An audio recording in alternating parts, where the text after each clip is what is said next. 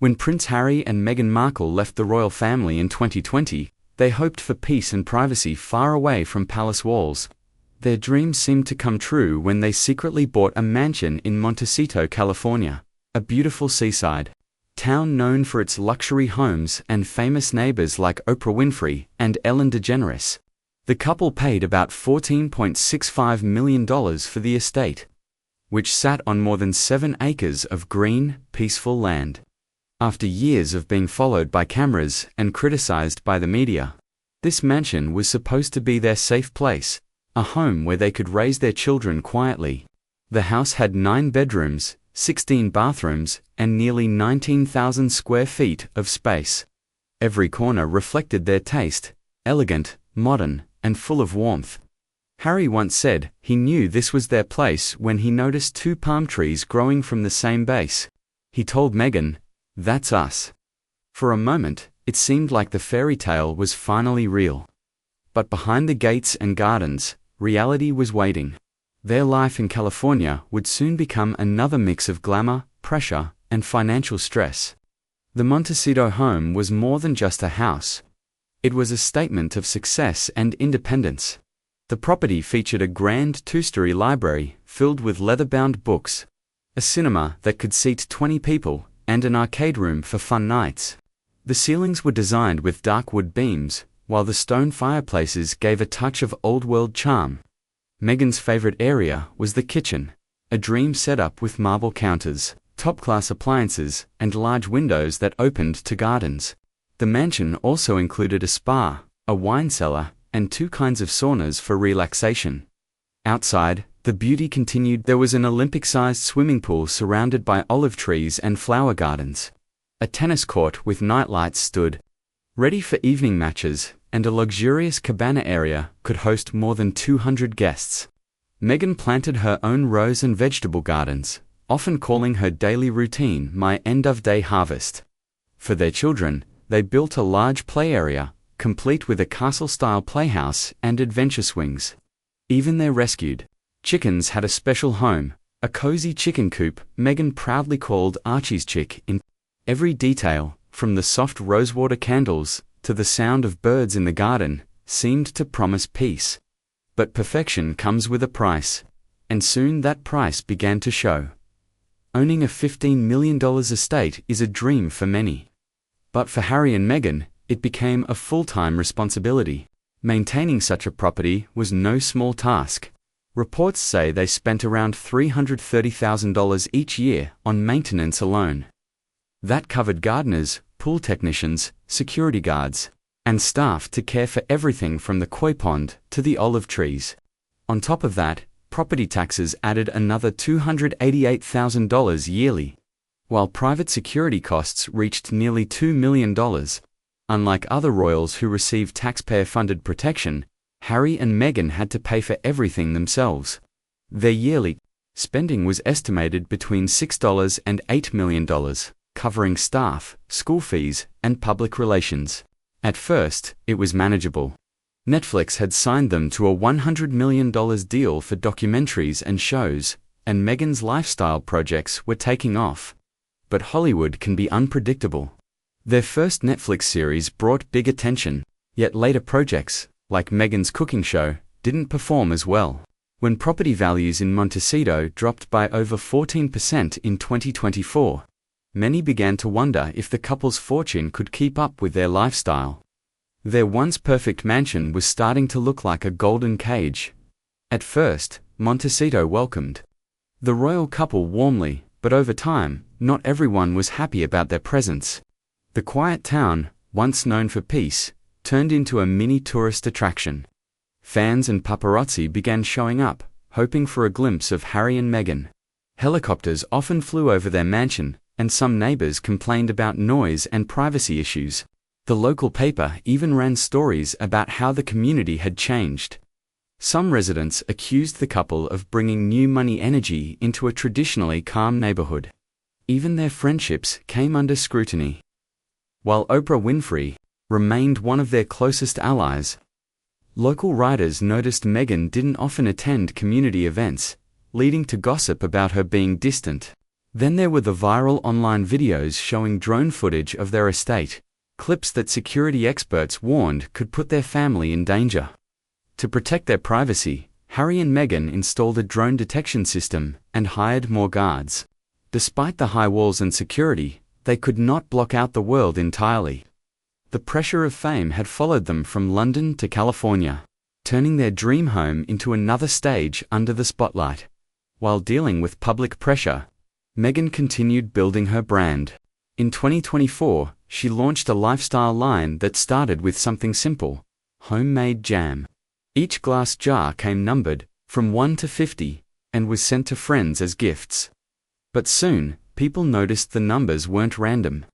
Some friends with lower numbers reportedly felt left out, and what started as a sweet gesture became a quiet status symbol. Meghan's jam sold out quickly, followed by her own wine brand, American Riviera Rosé, which also became a success.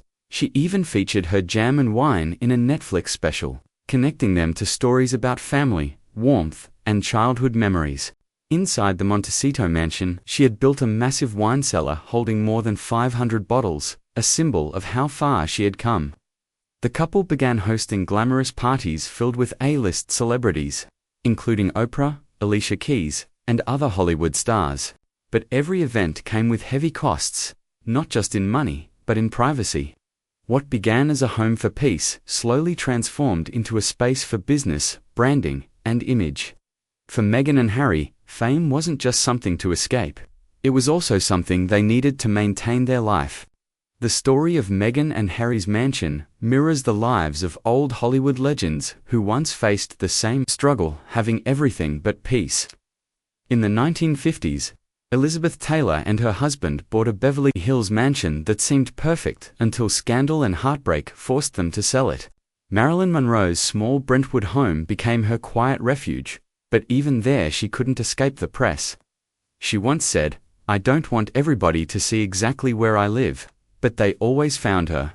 Harry's obsession with safety and privacy comes from a similar place. After losing his mother, Princess Diana, he has lived with a constant fear of what fame can do. Their home in Montecito is filled with cameras, alarms, and hidden exits.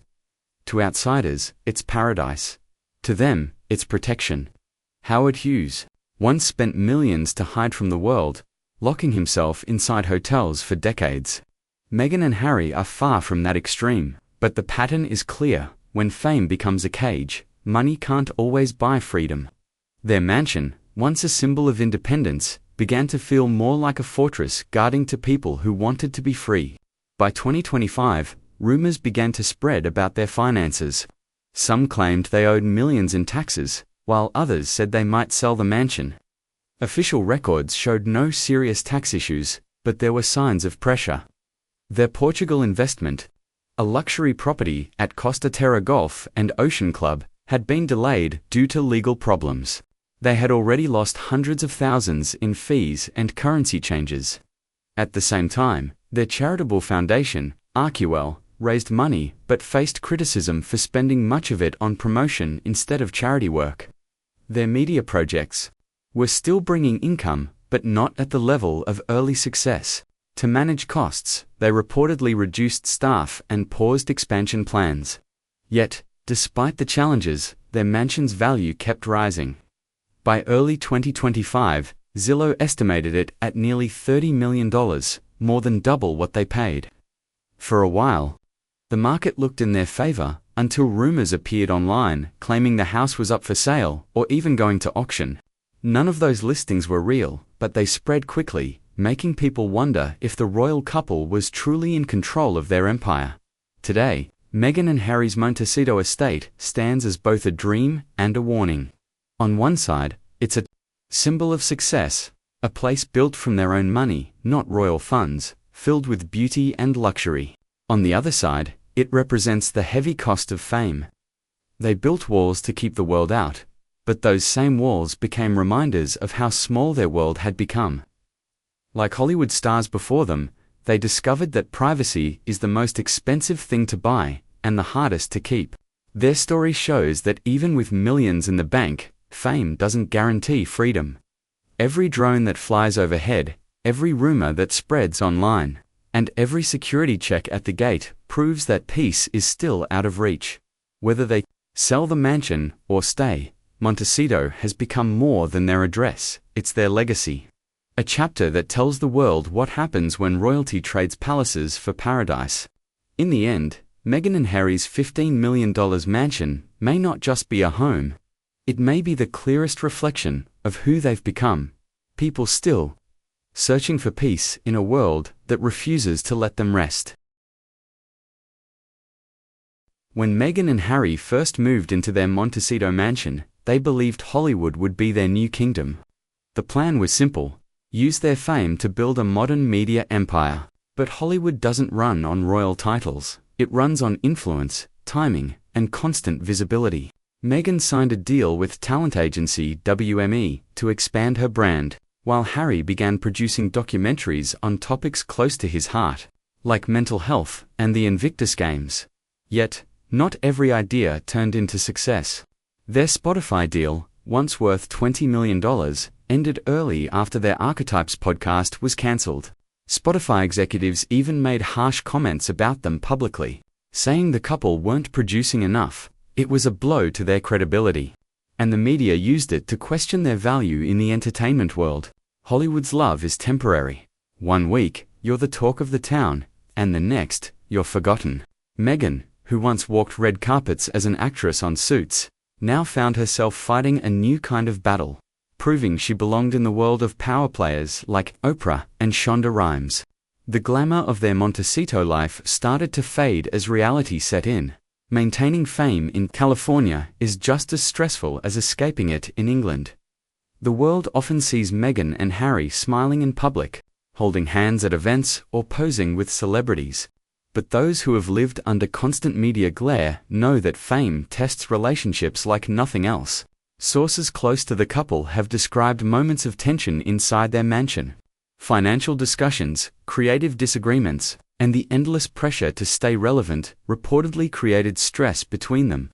Harry missed his friends and family in the UK, especially his father, King Charles, and his brother, Prince William. Despite their differences, Meghan, on the other hand, felt Los Angeles was the right place to raise their children, free from royal control. These differences sometimes showed up subtly in interviews. Harry often spoke about wanting a simpler life, while Meghan talked about building our future. Even small details became stories, like reports that Harry spent more time in his private office, while Meghan focused on her personal brand. However, insiders also say they find strength in shared struggles. After all, the world has criticized them more harshly than most couples could ever imagine. Their bond, shaped by survival and defiance, may be the only thing keeping them steady amid the chaos. Life in Montecito can look like heaven from the outside. The hills are covered with olive trees and lavender, and luxury cars quietly drive past high stone gates. But beneath the calm, many residents say it's a lonely paradise. Homes are massive, yet neighbors rarely see each other. Most interactions happen through assistants or during charity galas. For Meghan and Harry, this isolation was both a blessing and a curse. It protected them from paparazzi, but also kept them apart from everyday life. They couldn't walk freely on the beach without guards nearby. Their children, Archie and Lilibet, rarely played outside without supervision. Locals say they sometimes spotted Harry hiking alone in the mornings, wearing a baseball cap, avoiding eye contact.